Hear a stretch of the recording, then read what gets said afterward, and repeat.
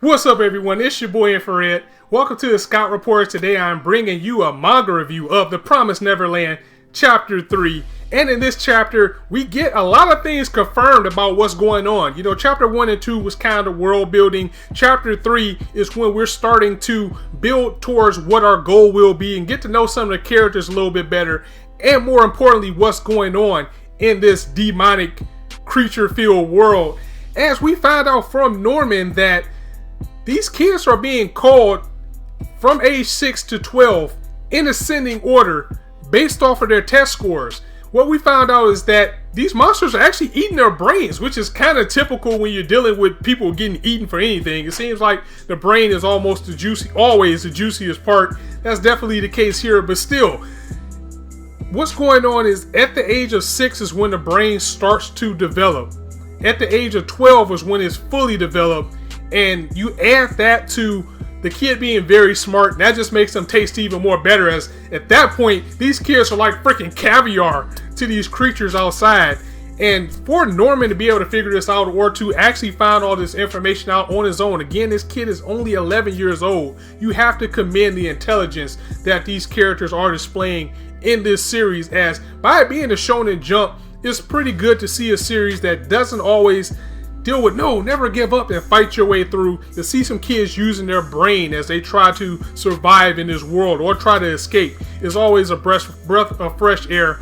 Also, with dealing with Emma, she's a very smart kid, as well as she knows that if Mama finds out about this, that they know what's going on, of course they're going to be toast. So she's just trying to act like nothing is going on at all. So this is where the meat of the chapter takes place, where you get the interaction between Emma and Mama, and we can see how unsettling Mama can be, as I am even more intrigued of her character and her backstory after some of the things that transpired in this one.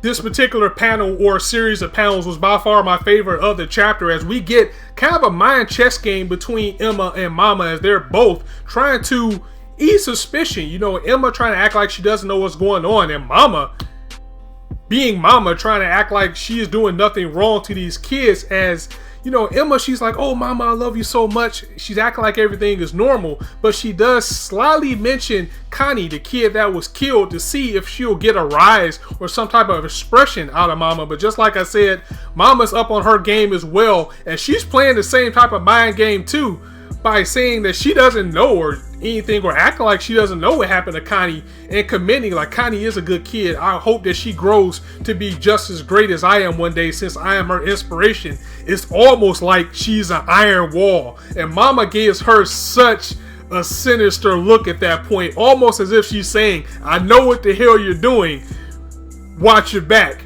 But at the same time, it's kind of like Emma's like, I don't know, it's kind of like she knows Mama's onto him, or she feels that Mama is onto him, and perhaps she does know that she was there that night, but she's doing a very good job of covering that up. And it was also one scene where, you know, Emma's looking around and she's like trying to investigate and see if she can find anything, and Mama just pops up in front of her like, "Hey, what are you doing?" I mean, that was a pretty freaky scene there, and the art was really good, as like the look on Mama's face is definitely unsettling. It definitely shows off that something is going on with her, or something's not right about her, but at the same time she still keeps that warm innocence that the kids love from her. Now, I'm definitely watching out for this Norman kid, as he is the clutch kid in this series, as he's always the one that is figuring things out, as he was able to deduce that Mama is looking for two kids that were at the gate, because she's also asking all the kids as well, like, "Were you at the gate that night?" So Norman was able to deduce that she knows some kids were somewhere they wasn't supposed to be, but she doesn't know which two. So he devised a plan for them to actually get that watch, so they can blind her a little bit as far as their escape plan. So what they need to do is, first they need to get that watch from her, but most importantly, they need to find a rope so they can get everybody over the wall and make their escape. But the biggest part of this chapter, even more than the standoff between Mama and Emma, was that cliffhanger at the end, where Mama reveals that she has a tattoo on her neck as well. So what is going on here? It's just, the theories are blowing my mind right now, because I have to think that if Mama's there taking care of these kids, or getting these kids ready for the slaughter, there must be more humans out there.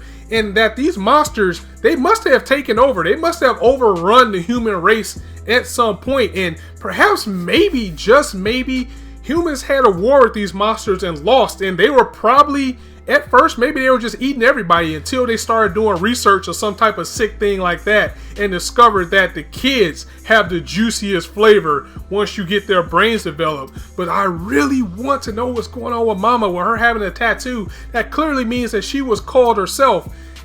And what's her motivation behind wanting to do these for these kids? She says she's doing it to survive. So did she betray some type of refugee camp?